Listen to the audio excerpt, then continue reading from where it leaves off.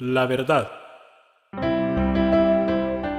El programa radial de la Iglesia de Dios en Panamá para ministrarle en esta hora la luz divina. Escuche, reflexione y analice y llegue a la conclusión según la verdad para el bien de su alma. Y ahora con ustedes, el hermano Gary Tomlinson de la Iglesia de Dios en calle Turín, Don Bosco, Samaria. Muy buenos días, amados todos. Contento de estar aquí en este encuentro con la verdad y con mucho entusiasmo, mucho aliento para seguir compartiendo acerca de esta gran verdad en beneficio suyo. Y claro, eso redunda en beneficio mío también, gracias a Dios. A este punto de lo que hemos estado viendo en esta serie, deseamos hacer como un tipo de recapitulación, por así decirlo, de lo que hemos estado viendo hasta aquí, con el objetivo de orientarnos o reorientarnos para aquellos quienes han estado sintonizando y han estado pendientes pues del seguimiento de esta serie, y a beneficio de aquellos quienes posiblemente estén sintonizando esto por primera vez. Ahora, primeramente estábamos considerando la serie de el gran dilema de la humanidad. El gran dilema de la humanidad, que tiene que ver con el gran problema. Y este gran problema de la humanidad es el pecado. Allí es en donde está, la raíz de todas las situaciones que se están dando, todas las tristes consecuencias que el ser humano está atravesando y que ha estado atravesando al paso de los años en toda la historia de la existencia de la humanidad. El pecado, el gran dilema de todo. Después de haber elaborado en cuanto a esta serie en particular, nos adentramos a la única solución a este dilema. No tiene sentido hablar del problema sin hablar de la solución, sin hacer mención de la solución, lo cual debe producir ese sentido de esperanza en todo aquel que ha percibido la condición en la cual se encuentra delante de Dios. En Cristo hay esperanza y esa es la gran solución, Cristo. Cristo viviendo en su vida a través del Espíritu Santo. Y claro, cae de su peso. Si el gran problema es el pecado, entonces la solución debe erradicar el pecado de la vida del individuo. Después de este tema, entonces nos adentramos al producto de la solución. En otras palabras, esta solución produce algo, trae un resultado. Esto es algo que funciona. Y nos habíamos adentrado a las características de la vida de aquel en quien está operando la solución. O sea, Cristo Jesús mediante el Espíritu Santo en la vida del individuo. Entonces, contemplando este asunto de las características, habíamos visto que una de esas características, es más, la primera, es que el individuo vive libre de condenación. ¡Qué bien! ¡Qué bendición!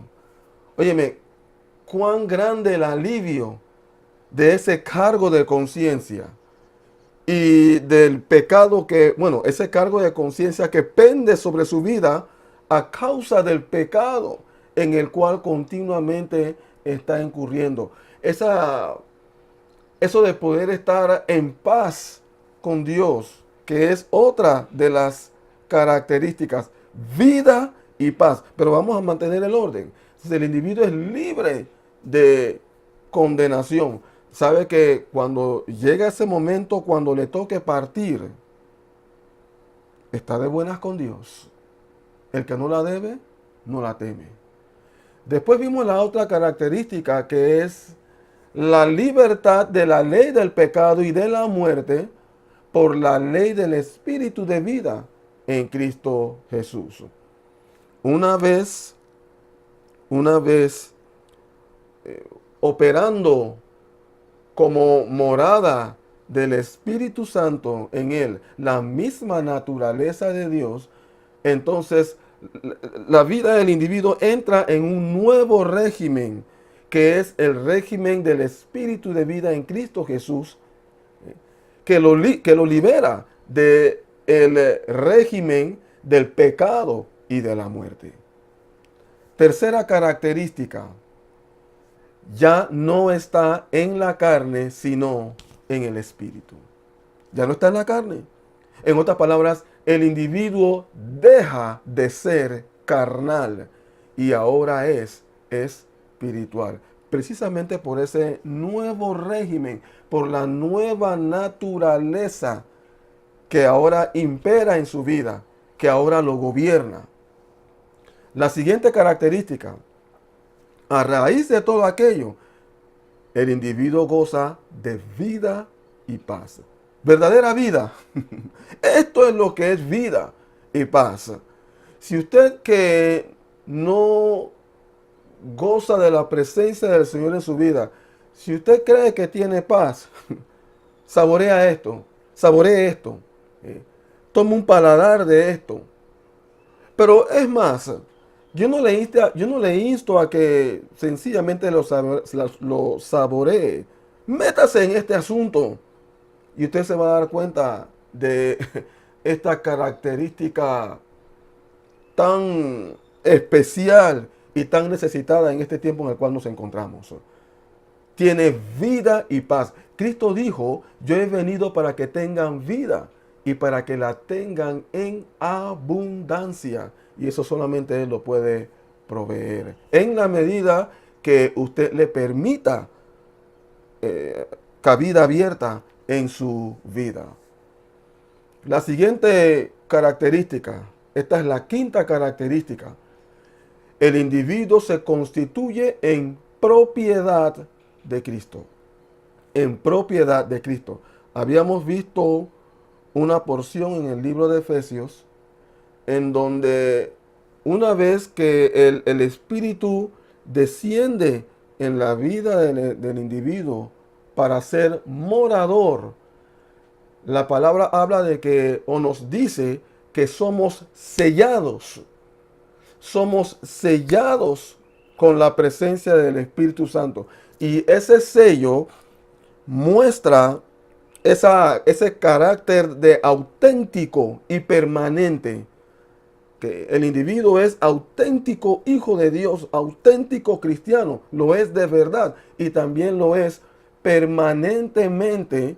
Y bajo esas condiciones se constituye en propiedad de Cristo. El individuo está redimido, ha sido comprado por la sangre de Cristo, que es parte de lo que esa porción dice, y ya es de Cristo.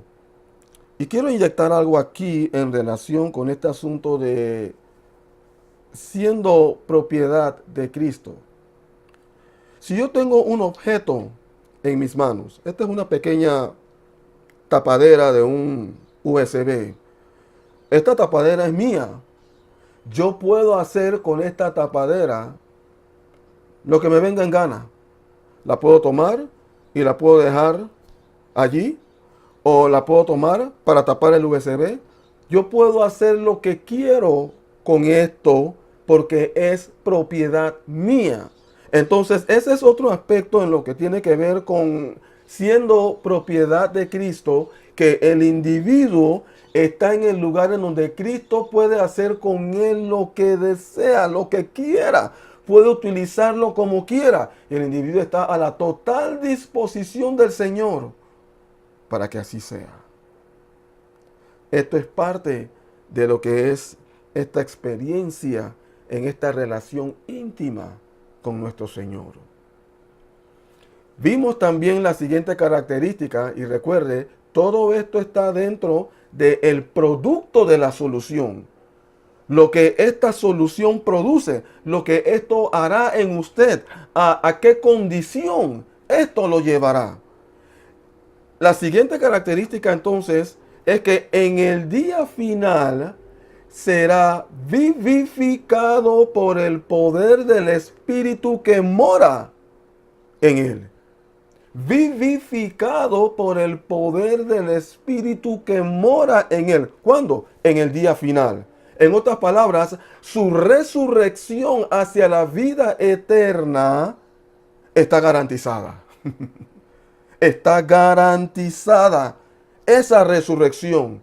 Su cuerpo será transformado y tendrá un nuevo cuerpo para morar eternamente con el Señor.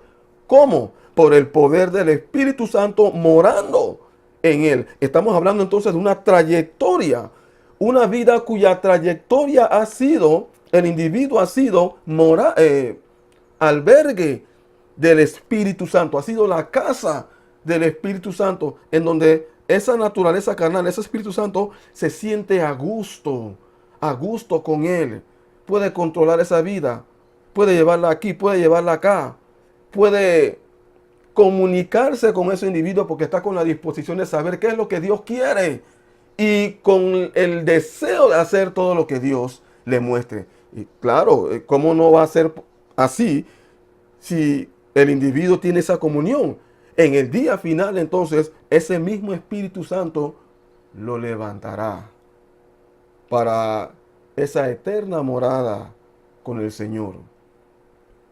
Y habíamos quedado en esta última característica, no es la última de la lista, pero es aquella en donde, la última en el sentido de que es la última que hemos visto. El individuo no tiene deuda alguna con la carne. No hay deuda alguna con la carne. Y para aquellos de ustedes quienes han estado dándole seguimiento a esta serie, se darán cuenta que nos hemos quedado más tiempo en esta característica por su naturaleza, por lo que implica. Y queremos en esta hora elaborar un poco más en esta característica para entendimiento. Al considerar esta misma característica, no tiene deuda alguna con la carne, nos habíamos adentrado primeramente al entendimiento de lo que es la deuda en el espíritu de esta porción. Y habíamos mencionado acerca de la situación con los judíos, quienes estaban tan apegados a la ley mosaica, a la ley de Moisés, que se habían considerado como quienes tenían que serle fieles a la ley de Moisés, fieles a los mandamientos establecidos en la ley de Moisés. En otras palabras, endeudados con aquello. O sea que, según lo que habíamos visto en Romanos capítulo 7, el individuo estaba prácticamente matrimoniado o casado con la ley. Y Pablo utilizó esta ley del matrimonio como aplicación a el judío casado con la ley de Moisés para explicar lo que se estaba dando en la vida de él, en la vida del judío.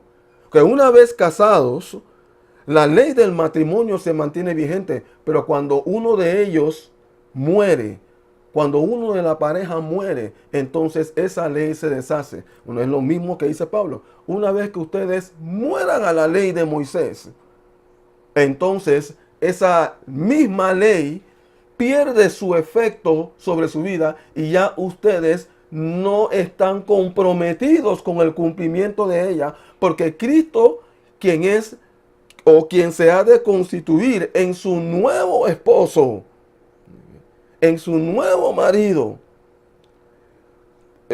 implementa, por así decirlo, la nueva ley en esa nueva unión, porque han sido libres para casarse ahora con Cristo Jesús, de manera que no incurren en adulterio, de la misma manera que la mujer cuando su esposo muere es libre para casarse con otro y no incurre en adulterio. Bueno, es exactamente lo mismo en el caso de ustedes.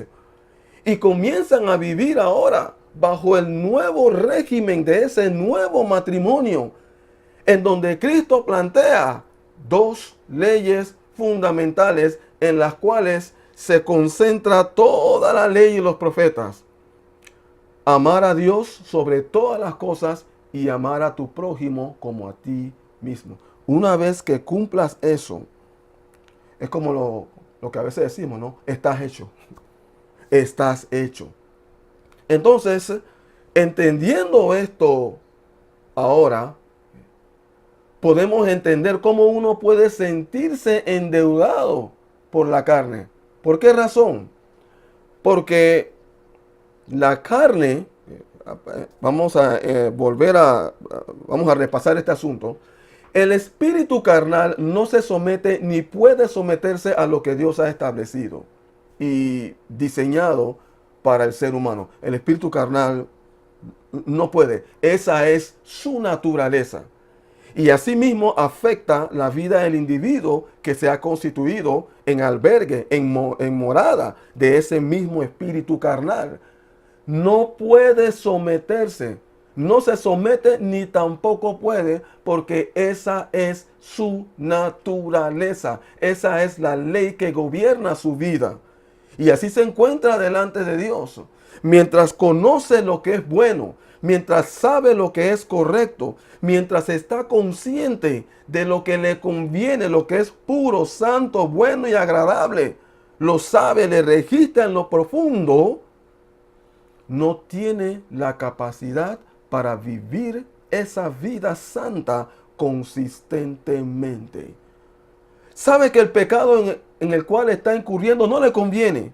Sabe que eso es malo, pero no tiene la capacidad para poder decirle no a la tentación. No tiene la capacidad para poder vivir libre de ese mal. No tiene el poder para vencer aquello. Porque estamos hablando de una naturaleza espiritual que es carnal, que solo puede ser vencida por el Espíritu Santo. Porque estamos hablando de un espíritu. Y los espíritus vencen espíritus. Refiriéndome a que los malos espíritus son vencidos por los buenos espíritus, si así lo quiere ver. Entonces la naturaleza carnal puede ser vencida sola, única y exclusivamente por el Espíritu Santo.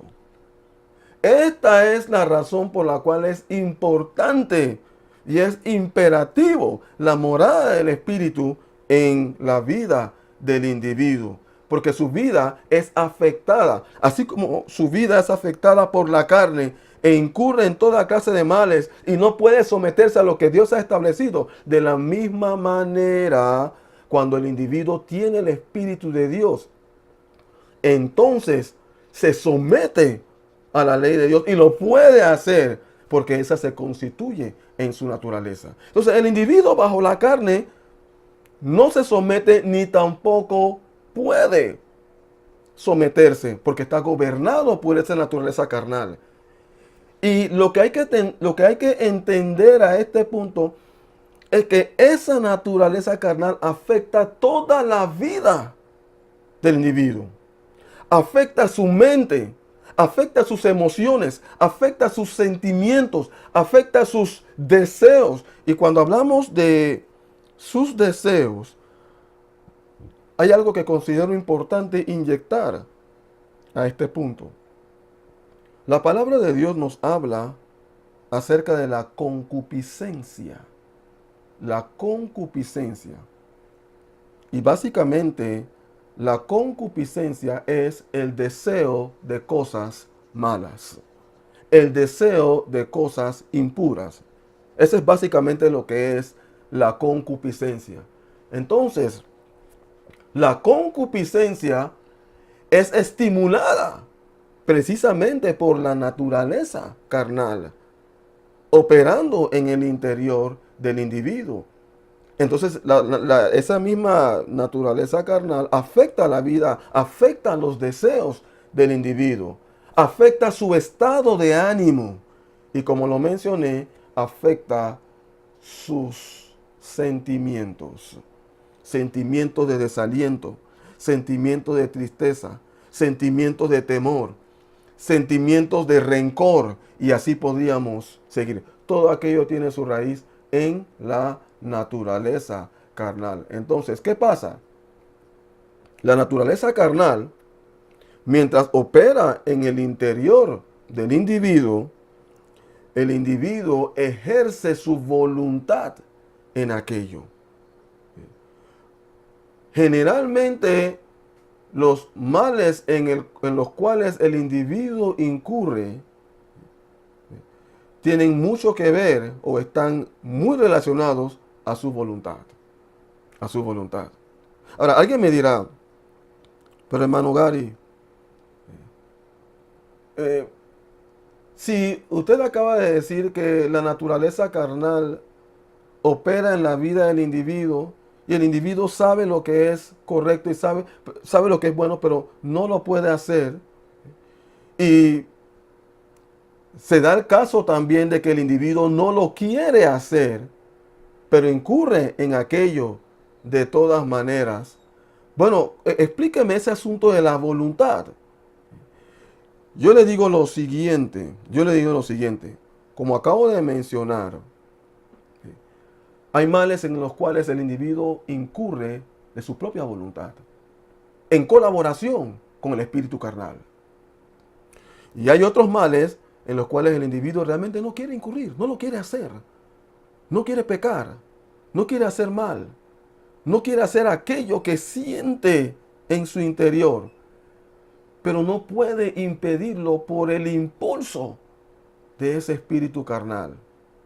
Pero hay un aspecto en este asunto, y es el siguiente. Algo que es necesario entender en esto es que cuando Cristo vino a este mundo, Él no solamente vino para morir en la cruz y perdonar nuestros pecados, perdonar nuestros pecados pasados, justificarnos de los pecados pasados. Cristo vino también para lidiar, fundamentalmente Cristo vino para lidiar con la raíz del problema. Y eso es lo que muchos no entienden. Muchos no entienden aquello. Es que no tiene sentido para el Señor cortar el árbol malo por sus ramas, todo al rape hasta el tronco, y dejar la raíz allí. ¿Qué va a pasar? Ese árbol va a brotar de nuevo. El problema entonces no se ha resuelto.